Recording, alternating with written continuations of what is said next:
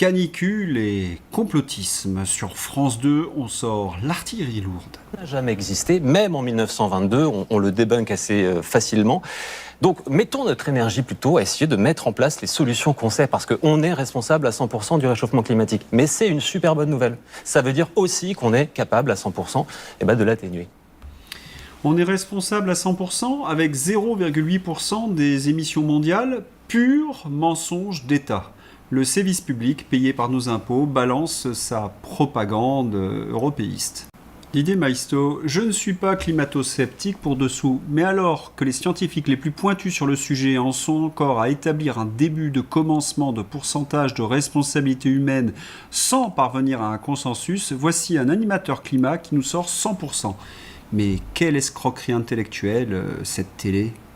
Mais il y a un point très intéressant dans cette séquence, c'est le changement de narratif, la réorientation de la manipulation. Souvenez-vous l'ancien narratif, on va tous bouillir, plus 1 degré à la fin du siècle. Ça a été débunké. Climat, les scénarios les plus alarmistes du GIEC ne sont plus d'actualité. Dans le nouveau scénario le plus pessimiste présenté par une équipe de chercheurs, la hausse des températures planétaires atteindrait tout de même plus 3,5 degrés au-dessus des niveaux pré-industriels d'ici 2100 contre 5,7 précédemment. Donc le nouveau narratif, c'est que nous sommes responsables et que donc nous pouvons peser sur le climat. C'est un peu bizarre de dire cela parce que la France a l'énergie la plus décarbonée d'Europe.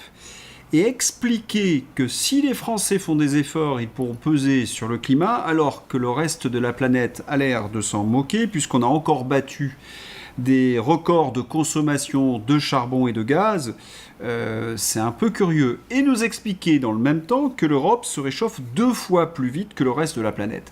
Là encore, c'est contradictoire, puisque l'Europe semble être le seul endroit au monde où on fait vraiment des efforts.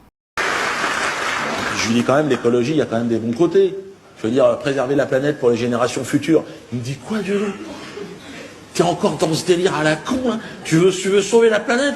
Ah, l'autre, elle a 4000 milliards d'années, la planète. Nous, on est là depuis avant-hier et on va lui sauver la vie? Avec un tri sélectif et 3 éoliennes?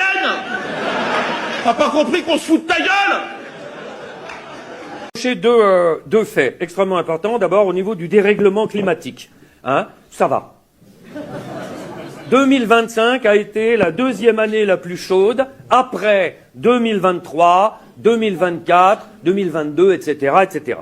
Voilà. Parallèlement, la fortune des milliardaires a encore battu des records en 2025, records qui dataient de 2024, 2023, Par un effet de causalité, on peut donc dire que plus la planète se réchauffe, plus les milliardaires sont riches. Non, c'est trop tard.